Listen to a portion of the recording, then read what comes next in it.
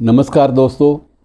आज बहुत दिनों बाद मैं कोशिश कर रहा हूं कि थोड़ा सा कोरोना से मुक्त होकर कुछ बात की जाए, क्योंकि आज का दिन, आज 11 मई की तारीख है। साल वही 2020 ही है। और इस दिन का महत्व इसलिए बढ़ जाता है कि आज के दिन 1912 में इसी भारतीय उपमहाद्वीप में एक ऐसे शख्स का जन्म हुआ था जो शख्स तब भी प्रासंगिक था, आज भी प्रासंगिक है, रेलेवेंट है, और बीच में भी लगातार वो प्रासंगिक बना रहा है। उसको भुला पाना बहुत मुश्किल है। जब भी आप भारतीय साहित्य में अफसाने की बात करेंगे, जब भी आप भारतीय साहित्य में संस्मरणों की बात करेंगे, जब भी आप भारतीय साहित्य में पत्र साहित्य की बात करेंगे, तो उस वक्त आपको एक नाम जहन में उतरेगा। वो शीर्ष नाम है मंटो का, सादत हसन मंटो। अब मंटो की ज़िंदगी पूरी दिलचस्पियों से भरी हुई। मित्रों, सिर्फ 43 बरस ये हमारे बीच में रहा, सिर्फ 43 बरस। और 43 बरस में उसकी एक दावा होता था अपनी लेखनी के बारे में, अपनी कृतियों के बारे में, कि ज़माने के जिस दौर से हम गुज़र रहे हैं, अगर आप उससे नावाकिफ़ हैं तो मेरे अफसाने पढ़िए। ये एक दावा उसका होता था, और ये दावा अक्षरशः सच होता था। इस बात की तस्दीक समकालीन साहित्यकारों ने भी की, बाद में भी की गई, और आज भी जब मूल्यांकन की बात आती है, वैल्यूएशन की बात आती है, तो आज फिर इसी बात की तस्दीक होती है। जितने भी तनकीदकार हैं, आलोचक हैं, वो सभी इस बात को पूर्ण सहमति के साथ स्वीकार करते हैं कि अफसाने के बारे में, अपने अफसानों के बारे में मंटो ने एक बात जो कही थी वो आज भी सच है। मित्रों, मैं एक मोटी सी बात आपसे करता हूँ। फैक्ट्स और फिक्शन दो शब्द हैं। आप कई बार दावा करते हैं कि जो फैक्ट्स है वो इतिहास है और जो फिक्शन है वो काल्पनिक है, लेकिन इसकी सबसे बड़ी खूबसूरती यह है कि इसकी फिक्शन में सबसे बड़ा सच जो है बयान होता है। फैक्ट्स को फिक्शन में मूल रूप में बयान कर देना ये बहुत बड़ी बात होती है। और मित्रों, इसने उस समय की आत्मा को इस ढंग से लफ्ज़ों में चितेरा, उकेरा, कि वो अद्भुत चीज़ बन गई है, और आज भी उसको बार बार पढ़ने को मन करता है। छोटी सी ज़िंदगी मित्रों, 43 बरस की ज़िंदगी में 22 लघु कथा संग्रह बहुत चर्चित रहे, एक उपन्यास, रेडियो नाटकों के 3 संग्रहों में लगभग 50 के लगभग रेडियो नाटक हैं, और जो बाकी जो 3 उसकी रचनाएं हैं, 3 संग्रह अदरवाइज़ छपे हैं, जिसमें उसका समग्र साहित्य शामिल है। रेखा चित्रों के भी अलग से उसने 2 संग्रह दिए हैं, जिन रेखा चित्रों के माध्यम से हम अशोक कुमार के स्वयं से भी ज़्यादा वाकिफ़ हो जाते हैं। स्वयं अशोक कुमार भी शायद इतना अपने आप के बारे में वाकिफ़ ना हो। रादर अशोक कुमार ने और एक अन्य कलाकार समकालीन श्याम ने ये बात कही थी कि इस कमबख्त ने हमें ऐसा आईना दिखाया है, हमें पहली बार महसूस हुआ है, पता चला है कि हम क्या हैं। तो किसी शब्दों के चितेरे में ये बात बड़ी खूबसूरत। मित्रों, इसने 6 बार मुकदमे से खिलाफ दर्ज हुए, और एक मुकदमे का जिक्र मैंने इसके वकील के मुंह से सुना। वकील थे हीरालाल सिब्बल, पूर्व केंद्रीय मंत्री कपिल सिब्बल के पिता। हीरालाल सिब्बल साहब के मुंह से हमने पूरी दास्तान सुनी मुकदमों की। उन्होंने पूरा बताया कि एक बार जब मुकदमा इस पे दर्ज हुआ अश्लीलता का, अश्लील लेखन का, तो ये मेरे पास आया कि आप मेरा केस लड़िए, लेकिन साथ ही इसने ये भी कह दिया कि मेरे पास फ़ीस के पैसे नहीं हैं। तो मैंने कहा, मैं तुम्हारा केस तो लड़ूंगा भाई, तुम्हारी कोई और ज़रूरत हो ज़ाती तौर पर तो मुझसे पैसे ले भी सकते हो, उधार ले जाना। उधार मैं इसलिए कह रहा हूँ कि तुम्हारे जो स्वाभिमान है, तुम्हारा जो अपनी ईगो है, उस पर चोट ना पहुँचे, और जब भी तुम्हारे पास हो दे जाना। सीधी सी बात ये है।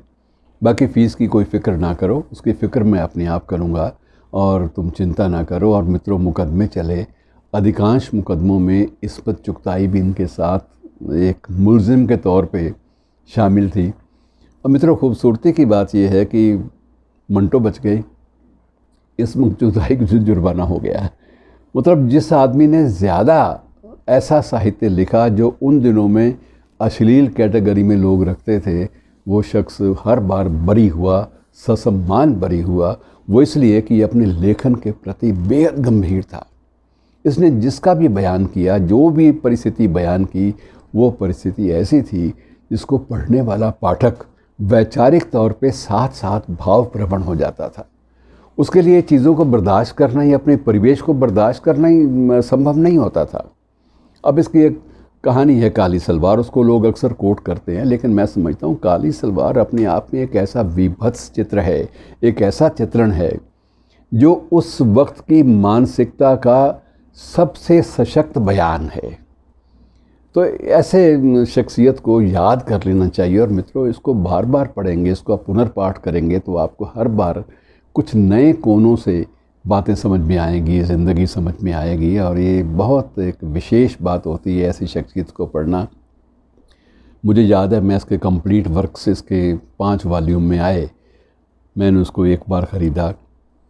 कोई बहुत करीबी दोस्त एक दिन के लिए पढ़ने के ले गया और उसके बाद वो मुकर गया कि मैं वापस नहीं करने वाला, जो तुमने बिगाड़ना है मेरा बिगाड़ लो।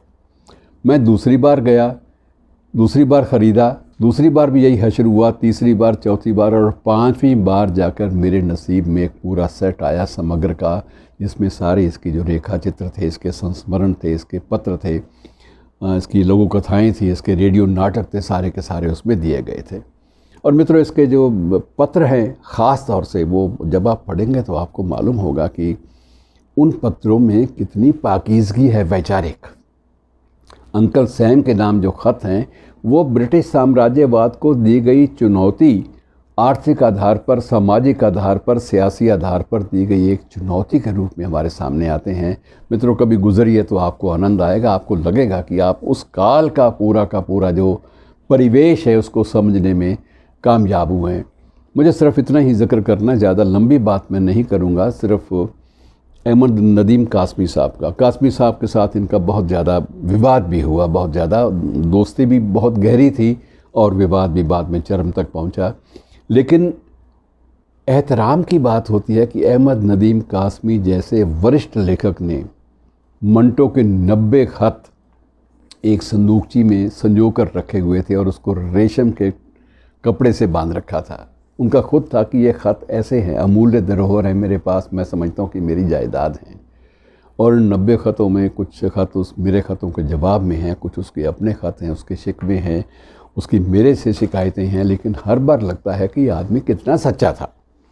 तो ऐसा मित्रों, सच्चा साहित्यकार आपको शायद ज़िंदगी में, विश्व साहित्य में शायद इसका एग्ज़ाम्पल आपको मिले ना मिले भी तो बहुत चंद एक लोग होंगे, चंद एक लेखक ऐसे जो इतना ज़्यादा यथार्थवादी लेखन इतने पुख्ता शब्दों में और इतनी पुख्ता अभिव्यक्ति के साथ दे पाए।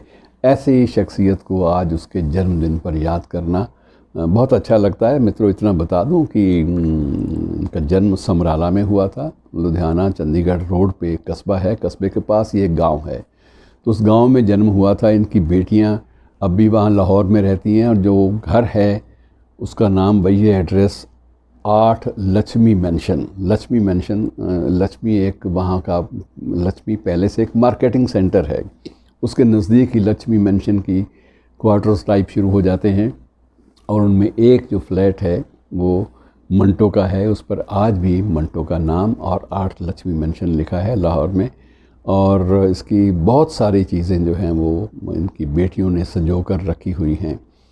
और उनको तकलीफ़ भी कई बार होती है कि कई बार वो आना भी चाहती है। एक बार आई समराला में तो पूरा गांव उमड़ पड़ा, जैसे अपनी बेटियों के सत्कार के लिए लोग उमड़ते हैं ग्रामीण अंचल में, उनको उतना ही प्यार मिला जितना बेटियों को मिलता है। और ये एक एहतराम जो था, ये दरअसल उस शख्स के प्रति था जिस शख्स ने अपने समकालीन भारतीय साहित्य को इतनी तीव्रता के साथ प्रभावित किया कि आज भी उसको जहन से निकाल पाना मुमकिन नहीं है। शुक्रिया दोस्तों, आज इतना ही।